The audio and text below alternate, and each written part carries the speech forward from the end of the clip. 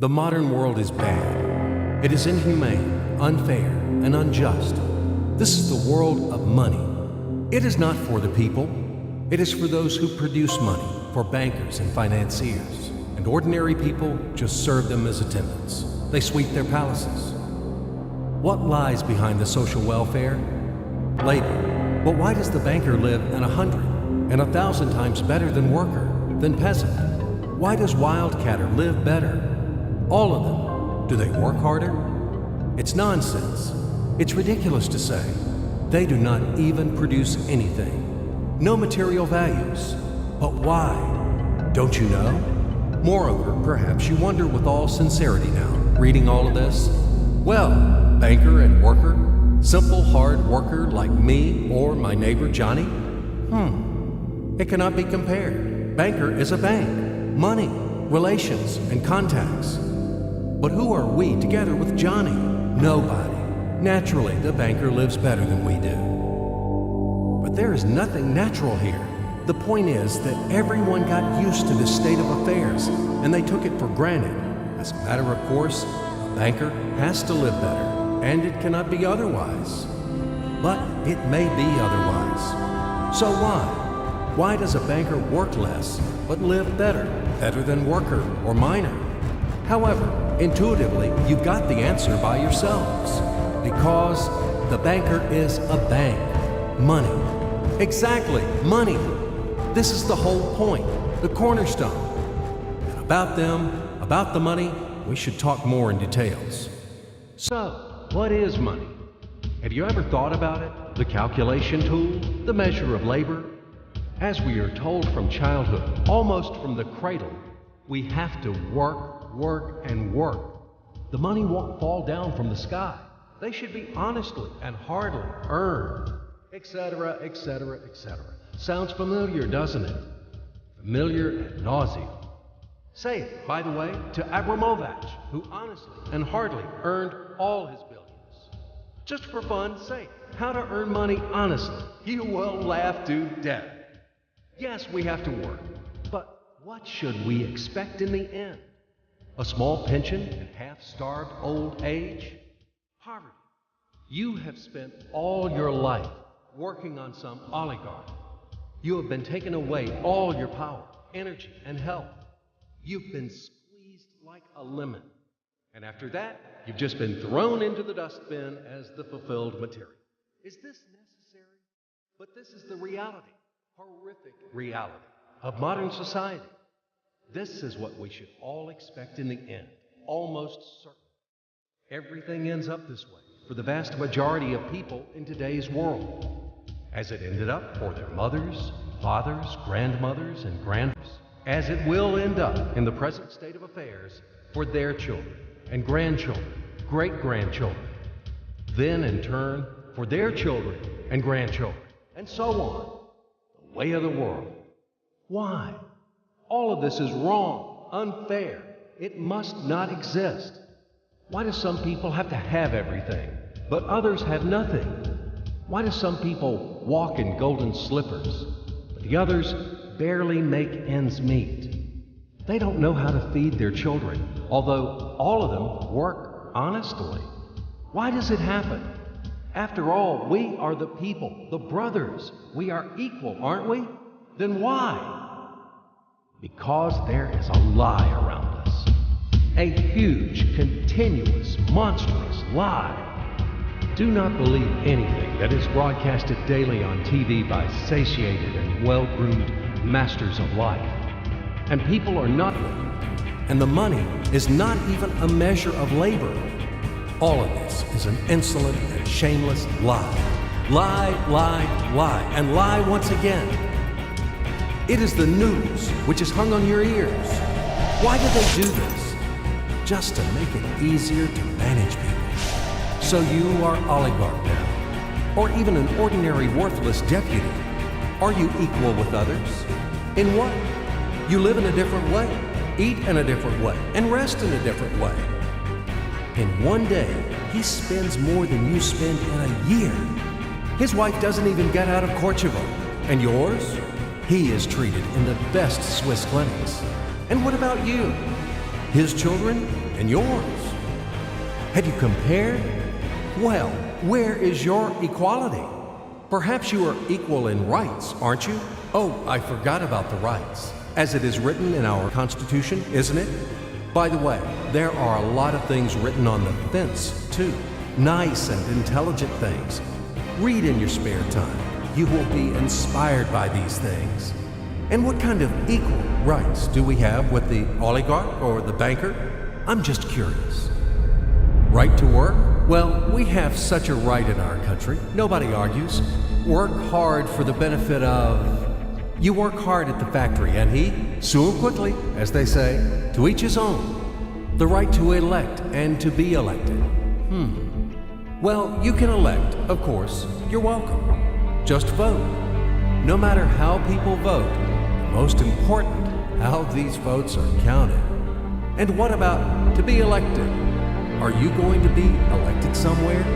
Do you have the money for that? Gold reserve for the election campaign?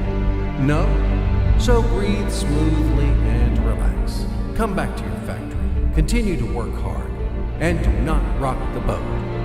The feast of life is not for you. It is for those who are more equal than you. What else is there? However, it is not the essence.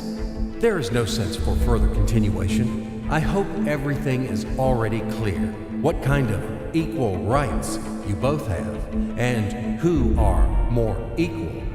It is all about universal equality and fraternity. It is figured out, I think. Now we move on to the money. We won't talk about the measure of labor. These are fairy tales for idiots. Money is not any measure of labor. Otherwise, you would live like a lord, or maybe you don't work too much. I don't know. But what is money? Shackles, fetters, chains, durable and unbreakable chains holding the slaves in subjection more reliably than any steel. What are slaves in the 21st century? Do you ask me? What slaves? You and me, all around. You, me, him, her, all of us. We are all slaves, slaves of money. More precisely, we are slaves of those who print the money. We are slaves of our masters. Nothing has been changed at all during these centuries on earth. Oh, ho, ho, we live so far in the slave system. Only outwardly, everything has become more decent, more delicate, and more sophisticated. Our shackles are no longer heavy, rusty, and steel. They are invisible and weightless now. They don't seem to exist. You can go wherever you want. You can do whatever you want. You are free.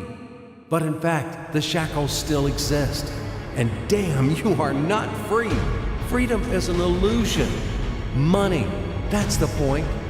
Well, where can you go without money? It is not the Stone Age today. You cannot live in a cave. You cannot dress yourself in animal skins. And you cannot hunt for mammoth. And where are they, these damn mammoths? You need a house, clothes, food. And this is all about money, money, money. And once again, money. After all, everything around is just for the money. You cannot make a single step without them. But where do you find the money? That's right, you have to earn them. Do you hear? Clatter of chains, whistling of the whip, and shouting of overseers. Have you ever thought that it is immoral to sell yourself? That it is a kind of prostitution to sell your own strengths, brain, time? What is the difference from the selling of your own body? Yes, but will you object that people have to work? If everybody would stop doing their jobs, what's going to happen then? We will resettle to the caves again, and we will get dressed in animal skins, won't we? That's right. Everything is right. It is very reasonable, logical, and easy to understand. As ABC, even I understood. That's what I'm talking about. Nothing has been changed at all during all these centuries on Earth. And these convincing arguments, could be heard for sure in slave society, when the slaveholders had been trying to make understand their obstinate, blunt slaves who didn't want to work for them that it is necessary to work hard. Stupid slaves! And later, quite recently, in historical times, the landlords told their serfs, after all, if you stop to work, to plow, to sow, and reap, what's going to happen then? Our society will collapse, and we will die of hunger. We will run wild. Yes, it is necessary to work, to create something useful for the society. Otherwise, society will degrade and die. But firstly, we have to work voluntarily, not for a bowl of soup, and not only in order to survive. We have to do what we like to do. And secondly, if something, once it is necessary to work, it is necessary for everyone. All people are equal, aren't they? So let everybody work. The situation when some people earn money in a mine, at the factory with salty sweat and bloody calluses, while others simply print them, sitting back and sipping expensive whiskey or brandy, is abnormal. Such a situation is not acceptable in principle, and there are no explanations and no excuses to this state of affairs. Absolutely. Money is just paper, candy wrappers. They are not backed by anything tangible, and according to that, money is simply is printed. And these candy wrappers are distributed among the slaves as wages for labor. When the slaves are given an extra wrapper, it means their salary is increased, and they are happy. Are you shocked? Alas, c'est la vie. It is our bitter reality. How is the financial world organized? It is a pyramid. The Fed, U.S. Federal Reserve System, is at the top. The Fed prints dollars. How much? As much as it wants. Of course, Fed adheres to some of its own internal rules and regulations. It tries, for example, not to print too many dollars to prevent complete devaluation of the currency, etc., etc. But in principle, Fed can print as many dollars as it wants. At least there are no external limitations for that. Absolutely, the U.S. Fed is guided solely by the reasons of expediency. The lower levels of the global pyramid are the central banks of different countries. All other local national banks are situated on even lower levels. Of course, all of this is slightly simplified, but in general, everything corresponds to reality and reflects overall picture. Why do we need banks? Speaking figuratively, banks play the role of blood vessels in the social organism. Through these vessels, the money, blood, from the heart, the central bank, enters to all its organs. Money, blood, wash these organs. They bring life to them. It's not me. You can find this information in any textbook on economics. In which connection dollars are mentioned here? In what relation does the Fed have to us, sinners? The most direct relation to us, I'm telling you. After all, dollar is the global currency. Don't you know this? Let's say Russian Central Bank, one little proud bird, cannot print rubles without permission of U.S. Fed. Absolutely not. As soon as Russia supplies oil and gas to the USA for $1 billion, it is a wagon of colored pieces of paper with pictures of great American presidents. Then, Russian Central Bank will be allowed to print rubles in the amount of $1 billion with a clear conscience. This is the only way. Otherwise, Russia will be expelled from the IMF, and in general, the ruble won't be a freely convertible currency. But let it be.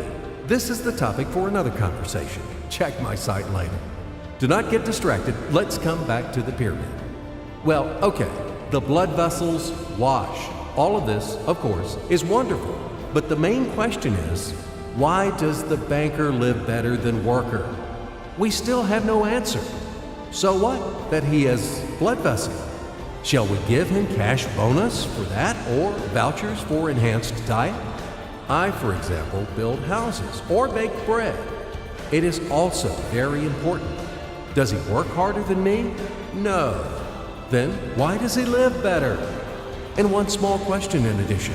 I've been working and working like a damned for public benefit from morning to night. But anyway, I can't pay off the loans. And all of my friends are in the same situation. Is this normal? It is obviously wrong and unfair. This is eternal credit bondage. But whom do I owe the money to? I owe money to banks, to these blood vessels, washing all and everything. Fuck them all. I don't need this fucking washing. In short, they make fools of us. That's all. As usual, bankers take advantage of the fact that we, simple hard workers, don't have time to figure out all these tricky schemes. We have to feed our families.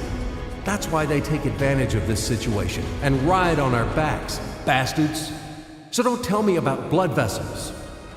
We know these vessels. Just give me the gun and Easy, stay calm. And let's figure this out together, okay? Calmly and slowly. But I warn you that I have to strain your brains. It's not easy to unravel in a couple of minutes those things which have been tangled during the centuries by the best sophisticated minds of mankind. But we will try. At least we will show something visually, something from the life of modern banks. We will demonstrate everything on the live example, so to speak. You'll enjoy. So imagine the following quite unusual situation, and watch my hands.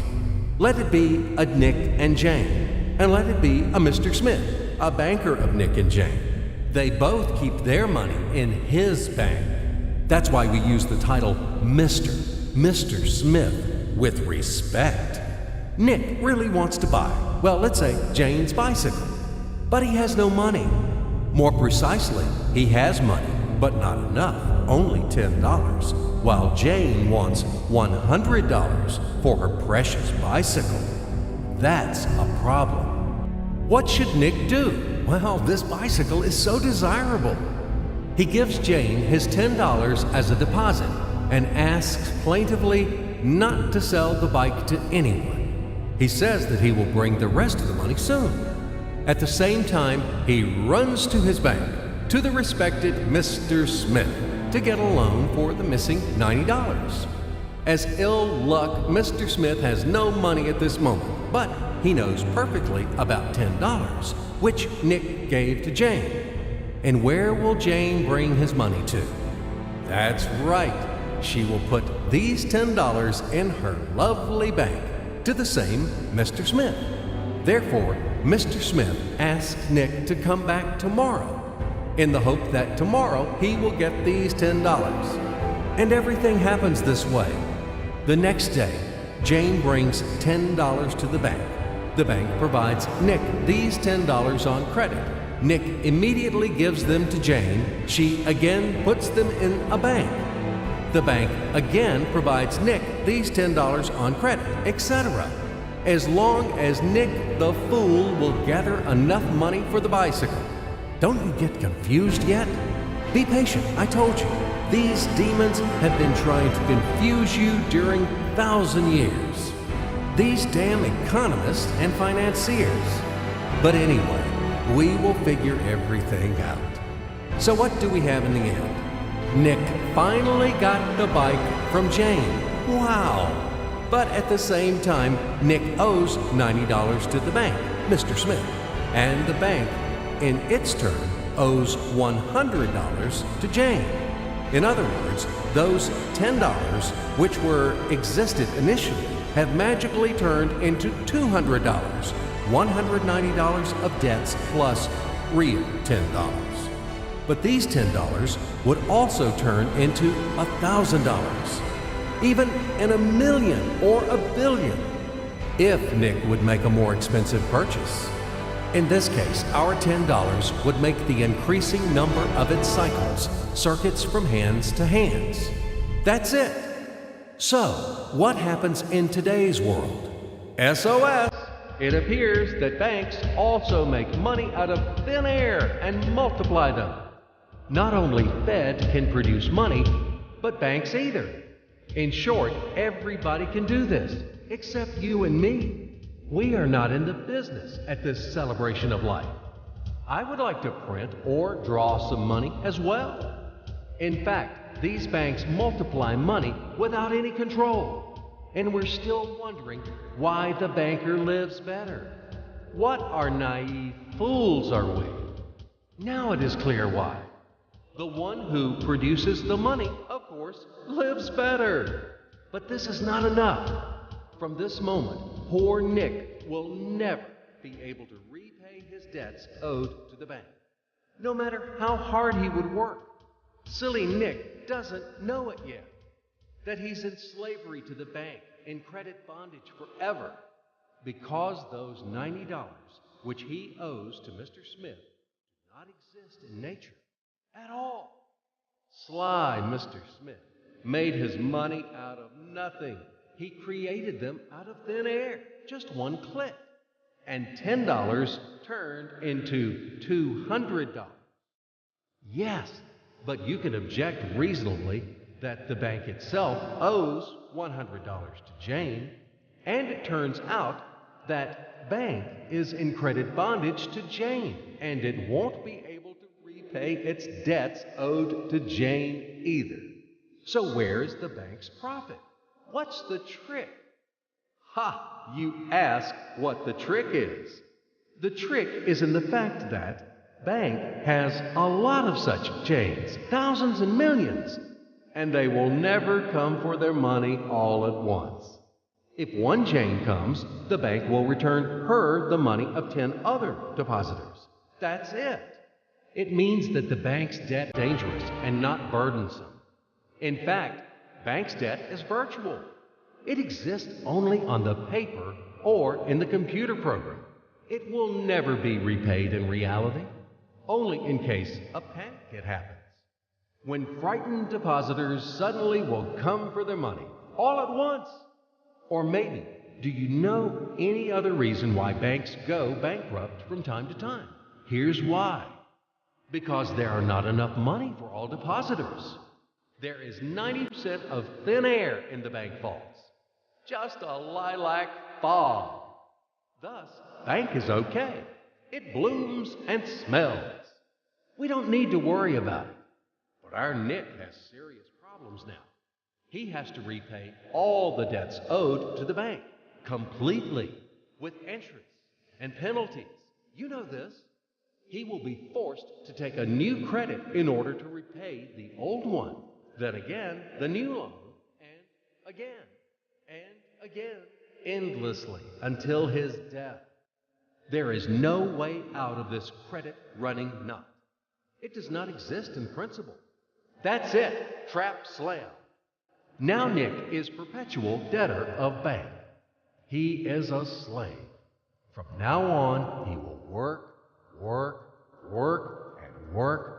bank until he dies. But he still won't repay his debts. After his death, his children and grandchildren will work for this bank. They all are future slaves of the bank. More precisely, they are slaves of this monstrous and cannibalistic global financial system, which spawned this ruthless and inhumane mechanism which must be destroyed finally. Financial apocalypse. It can break our financial chains and can save all of us. It can finally release us from centuries of slavery. All the old will be burned completely in purifying flame of apocalypse, and the new will be established. The Federal Reserve will be burned, and the wind of change will dispel the ashes of this damned insatiable octopus, spider, enmeshed the whole world with its sticky financial nets. Banks in their current form will be razed to the ground. They do not wash anything. Do not believe this bullshit. They bring death to all living things. They suck our blood. Banks are parasites on the healthy body of the society. Mites inflated from our blood. They are voracious and insatiable leeches, clung tightly to us. What do they actually do useful? Do they give loans at their extortionate interest? Actually, why do banks charge you interest on loans? Have you ever thought about it? Usury has always been condemned and despised at all times and among all nations. And now it is the norm. An entrepreneur gets a bank loan. For what do they charge interest on? He wants to create something useful for the society, for the whole society, including the bankers. He has to be encouraged and given privileges for that, instead of stripping off 3 skins from him. But today's banks were created not for that. The interests of the society are not important for them. Banks take care only about their own financial profits and benefits. They don't care about the people. Today's banks are faithful servants of the Federal Reserve. They are greedy and avid bloodsuckers, small ghouls in the service of a giant and evil monster. Modern Earl Dracula, who plunged the whole world into financial bondage, and it sucks and sucks our blood. And it will continue to suck the blood of our children and our grandchildren if we don't stop and destroy it. Hammer an aspen stake to all the banks. And do not forget the silver bullets. Apocalypse, only financial apocalypse. We have no other choices. We are not slaves. We are the people, and we choose freedom. And this freedom is already on the threshold. Now, with the advent of MMM, financial apocalypse is inevitable. From now on, it's just a matter of time. Grain has been sown, and it will sprout. It is now sprouting, right now, at this very moment, and it won't perish. What is MMM? Global Mutual Aid Society, Worldwide People's Bank, Financial Social Network. You can call it as you like. The point is not in the title. The point is that it is a voluntary and formal network of millions of people across the earth, people who rose up against financial slavery. They decided to declare war on the Fed and other banks and to win this war. In order to achieve this goal, they combined their money together, and it doesn't matter that separately their savings are not big. But there are a lot of people in MMM, millions, and together it is a tremendous force, invincible force, and this force is growing with each passing day. Indeed, due to what do the banks exist? Due to the oligarchs and the billionaires? No, they exist due to the same ordinary people who keep their meager savings in banks. MMM really knocks the bottom out of banks, opening people's eyes. Why do people keep their money in banks? Because there is no alternative. Banks are monopolies. Where should people bring their money? Like Jane, to Mr. Smith only? Not in this bank, so in another one?